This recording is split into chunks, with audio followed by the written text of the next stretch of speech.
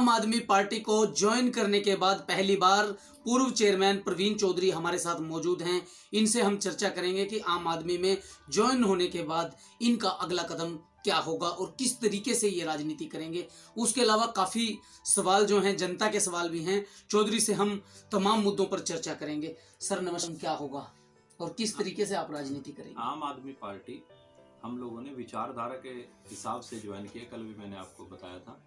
तो अब पार्टी के अंदर जो हम लोगों ने सभी साथियों के समेत जो ज्वाइन किया है, हमें कार्य करने के लिए किया है। हम अब पार्टी के साथ मिलजुल कर सदस्यता लोगों को ज़्यादा से ज़्यादा जोड़ेंगे, लोगों को बताएंगे कि पार्टी की क्या क्या पॉलिसीज हैं। पार्टी आने वाले समय के अंदर जब आप लोग पावर देंगे तो किस तरीके से जनता का भला कर पाएगी, उस तरीके से हम लोग पब्लिक को जोड़ने का काम करेंगे। आप चेयरमैन रहे हैं, यहाँ के पॉलिटिशियन हैं, आपने इंडिपेंडेंट यहाँ से चुनाव भी लड़ा है, अच्छा खासा रिस्पांस भी मिला आपको। तो क्या समस्याएं हैं, किन किन मुद्दों पे आप राजनीति करेंगे यहाँ? आम आदमी पार्टी हरियाणा में जो पंजाब के बाद अब धीरे धीरे दिलचस्पी जो है लोगों की भी बढ़ रही है, तो क्या इश्यूज रहेंगे? आज की सबसे बड़ी अपने थानेसर हलके की बात करें, अलग अलग हलके की अलग अलग समस्याएं होती हैं। कुछ समस्याएं जनरल होती हैं, कुछ समस्याएं हल्के वाइज होती हैं। जो पार्टी की विचारधारा ज़्यादातर है शिक्षा, चिकित्सा और भ्रष्टाचार के खिलाफ है, जो आम जन इन चीज़ों से बड़ा ही परेशान है। सरकार की जिम्मेदारी होती है कि बच्चों को शिक्षा देना, लेकिन सरकार ने कोई ऐसी व्यवस्था नहीं कर रखी, सिर्फ नामात्र के स्कूलों को कोई सुविधा नहीं दे रखी है। और आम आदमी पार्टी जहाँ पे भी अपने राज्य में सरकार आती है तो शिक्षा के ऊपर अच्छा ध्यान देती है और स्कूलों को अच्छे तरीके से व्यवस्थित करती है, बच्चों को सुविधाएं देती है। इसके साथ साथ दूसरी बात चिकित्सा की, मोहल्ला क्लिनिक हो गए। इसके साथ साथ जहाँ पे भी आप लोगों ने देखा होगा हार्ट के अंदर किसी को जैसे स्टंट डलवाना होता है, तो यहाँ पे भी आसानी से कोई बीमार हो जाता है तो उसके लिए हॉस्पिटलों के अंदर लाख रुपया, 70,000, 1.5 लाख रुपये स्टंट डलता है। लेकिन दिल्ली के अंदर 23,000 रुपये के अंदर स्टंट डल जाता है जीबी पंत हॉस्पिटल में। तो ऐसी व्यवस्था सरकार ने दिल्ली के अंदर ऐसी अलग अलग तरीके से व्यवस्था कर रखी है जो लोगों के भले के लिए है। हम लोगों को यही प्रचार करने का प्रयास करेंगे। रही अपने थानेसर हलके की जो बड़ी समस्या है, आज के समय सरकार कहती है कि भाई, मैंने पिछले दिनों कई अलग अलग पार्टियों के विचार सुने कि हम लोग एक टायर की एक सरकार बनाए। फिर यहाँ तो 3-3 इंजन की सरकार है, एक इंजन की बनाए, 2 की बनाए तो ज़्यादा काम होगा। लेकिन कुरुक्षेत्र के अंदर तो जनता ने पिछले दिनों नगर परिषद के चेयरमैन भी बीजेपी के थे, विधायक भी बीजेपी के थे और एमपी भी बीजेपी के थे। लेकिन शर्म आनी चाहिए उनको कि आज थानेसर का वो हाल है जो आज तक कभी नहीं था।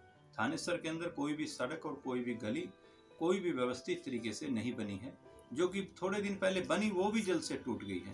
और ऐसी तो बहुत सी गली और सड़कें हैं जो कि 10-10, 12-12 वर्षों से ऐसी की ऐसी हालात पड़ी है। ऐसी तो कभी जो बिल्कुल ही थर्ड क्लास एरिया हैं जहाँ पे, वहाँ पे भी ऐसा नहीं है। और ये एक ऐसा क्षेत्र है, धर्म क्षेत्र है कुरुक्षेत्र, जहाँ पे विश्व स्तर के पर्यटक आते हैं, लोग आते हैं और यहाँ के हालात सड़कों की बिल्कुल बुरी है।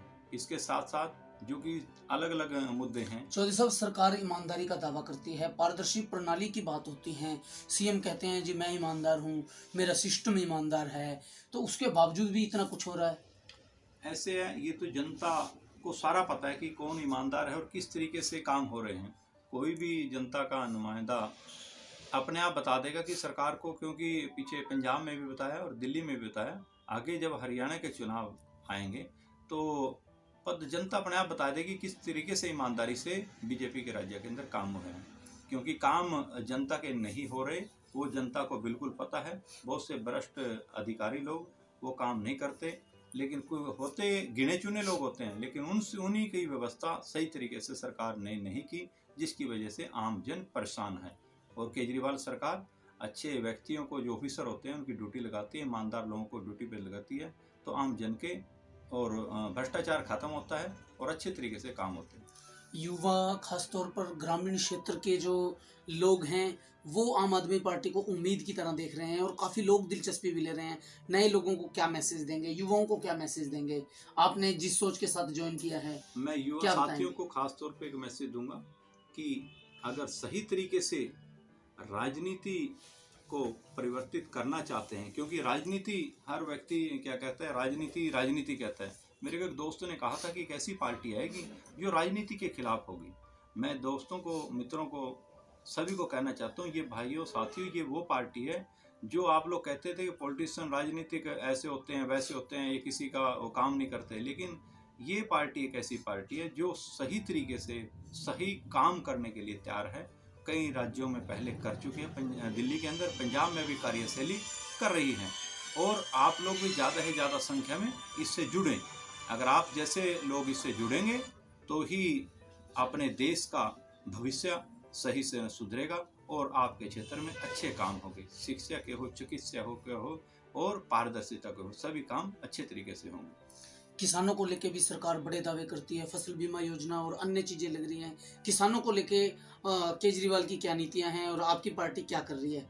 कुछ सोचा है, कुछ विचार, क्योंकि आप खुद भी किसान हैं। क्योंकि किसानों के मुद्दे, पिछले दिनों में किसान आंदोलन हुआ, केजरीवाल जी ने शुरू से ही किसानों का समर्थन और साथ दिया। जहाँ पे पंजाब में हो, जहाँ पे भी कोई ऐसी बात आई तो किसानों के साथ सुविधा की बात आई, तो सबसे ज़्यादा किसानों को सुविधा देने के अंदर दिल्ली बॉर्डर के पर केजरीवाल जी ने साथ दिया किसानों का। और आगे भी उनकी विचारधारा किसानों की सहायता करने की है, जहाँ पे भी ऐसी कोई उनको लगती है, जहाँ पे भी, क्योंकि वो बड़े इंटेलिजेंट, पढ़े लिखे इंसान हैं, वो धरातल की जानकारी लेकर जहाँ पे किसानों का फ़ायदा लगेगा वो अवश्य ही, हमें उन पे विश्वास है कि वो किसानों के भले के लिए ही अच्छी पॉलिसी, अच्छा सिस्टम तैयार करेंगे। देखिए, केजरीवाल की ईमानदारी, काम और व्यवहार को देखकर प्रवीण चौधरी जो हैं वो आम आदमी पार्टी में ज्वाइन हुए हैं। चौधरी कुरुक्षेत्र का बड़ा नाम है और जिला परिषद चेयरमैन के रूप में चौधरी ने कुरुक्षेत्र का गौरव भी बढ़ाया है।